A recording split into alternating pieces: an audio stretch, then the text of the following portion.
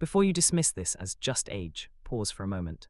Because there's a simple, quiet self-check many men over 60 can notice at home that reflects how well their circulation is really working, and most men ignore it until confidence starts slipping. This isn't about panic or quick fixes. It's about understanding what your body has been trying to tell you, and how recognizing this one signal early can change the way you protect your vitality. Stay with me because the reveal near the end connects this self-check to something far bigger than most men ever realize. Let's begin with something honest. Agging doesn't arrive with a dramatic announcement. It shows up in small, almost polite ways. A little less energy in the morning, a longer pause before you feel fully awake, a sense that things still work but not quite the way they used to. And because these changes creep in slowly, most men do what they've always done. They adapt, they push forward, they stay quiet. But here's the real problem. Silence turns signals into surprises. You might be standing at the sink one morning, noticing your hands feel colder than usual. Or you walk up a flight of stairs and realize it takes longer to catch your breath.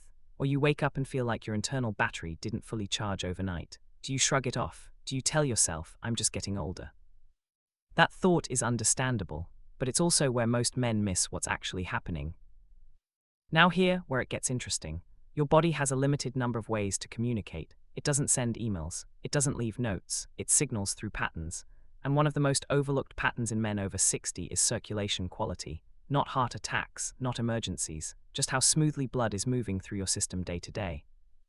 Why does that matter? Because blood flow supports everything: energy, temperature control, recovery, and yes, intimate performance. Think of your body like a network of pipes.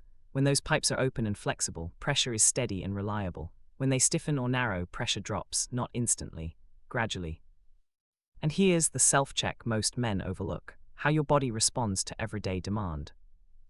Pay attention to moments like this. When you stand up after sitting, do you feel briefly lightheaded? When you grip something tightly, do your fingers feel slow to warm back up? After walking, do your calves feel unusually tight or heavy? These aren't diagnoses, they're observations. And observations are powerful when you don't ignore them.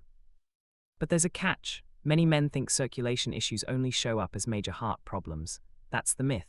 In reality, subtle circulation changes often show up first in the smallest vessels, the ones that support skin temperature, stamina, and erection quality. This is where the dashboard light turns on quietly.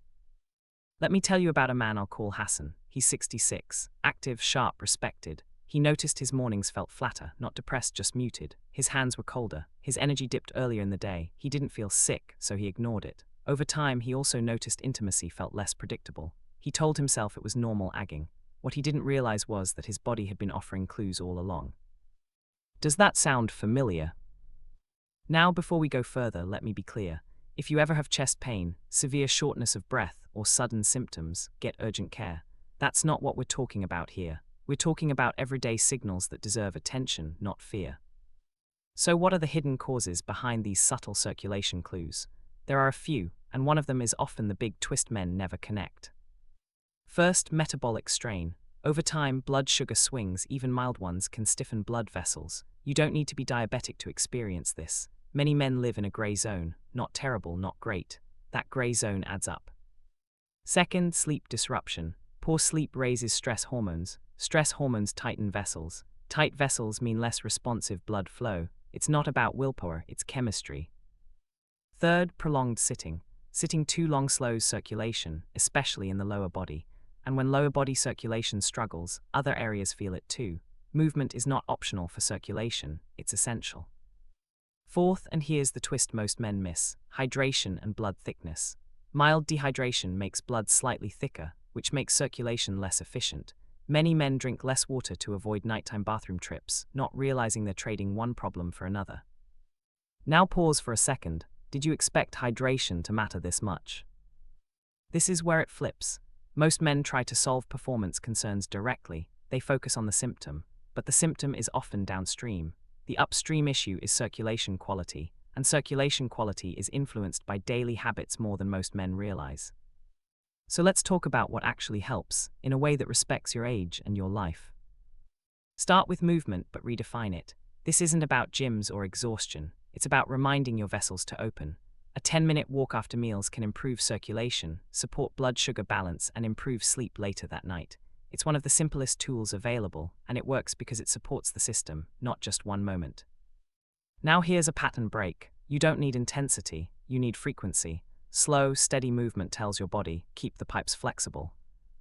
Next, protect your sleep like it matters, because it does. Sleep is when your body repairs vessels and balances hormones. If you're waking often at night, look at evening habits. Heavy late meals, excess fluids right before bed, alcohol close to sleep, all of these can fragment rest. Improving sleep often improves circulation without you even noticing it happening. Nutrition matters too, but not in extreme ways. Think stability.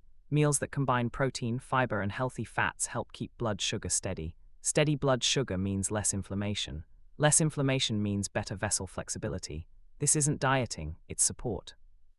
Now let's talk about the bathroom pattern for a moment. If you're waking multiple times at night, it can point to prostate changes, but it can also reflect fluid timing and sleep disruption. Managing evening fluids earlier, improving sleep position, and addressing stress can make a difference. And if it's persistent, that's a conversation worth having with a clinician. Which brings me to an important trust point. If you take heart or blood pressure medications, or if you have diabetes, talk to your clinician before making major changes. Not because improvement isn't possible, but because safe improvement is smarter improvement. Here's another simple self-observation. Pay attention to recovery. After physical effort, how long does it take before you feel normal again? Faster recovery often reflects better circulation. Slower recovery is information, not judgment. And let's address the emotional side because it matters. When circulation weakens, confidence often follows.